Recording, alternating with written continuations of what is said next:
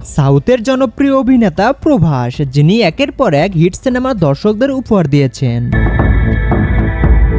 তো গতকালকে প্রভাসের upcoming the রাজা সাব সিনেমার 3 মিনিট 34 সেকেন্ডের একটা ট্রেলার আপলোড করা হয়েছে পেপল মিডিয়া ফ্যাক্টরি ইউটিউব চ্যানেলে। ট্রেলারটা জাস্ট ওয়াও, দেখার মতো ছিল।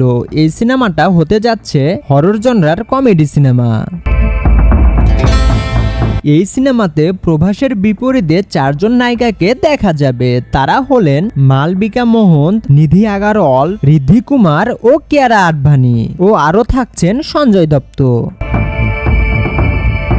সবচেয়ে মজার বিষয় হচ্ছে এই সিনেমাতে সাউথের 2 জন কমেডি অ্যাক্টরকেও দেখা যাবে। সে 2 জন হলেন যোগী বাবু ও প্রেক্ষানন্দম, এবং এই সিনেমাটা নির্মাণ করবেন সাউথের মাল্টি ট্যালেন্টেড ডিরেক্টর মারুথি বাবু।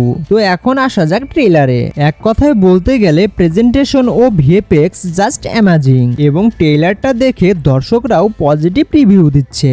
তো এই সিনেমাটা মুক্তি পাবে 9 জানুয়ারি 2026 সালে। তো বর্তমানে ভারতের বাজারে হরর জনার সিনেমার কিন্তু অনেক চাহিদা। তো দেখা যাক কেমন হয় প্রভাসের আপকামিং সিনেমা দ্য রাজা সাহেব। তো আপনার কাছে কি মনে হয়, কেমন হবে প্রভাসের আপকামিং সিনেমা দ্য রাজা সাহেব? অবশ্যই কমেন্ট করে জানাবেন। আর নতুন নতুন মুভি রিলেটেড আপডেট পেতে আমাদের চ্যানেলটি সাবস্ক্রাইব করে আমাদের পাশেই থাকবেন। সকলেই ভালো থাকবেন, সুস্থ থাকবেন। আল্লাহ হাফেজ।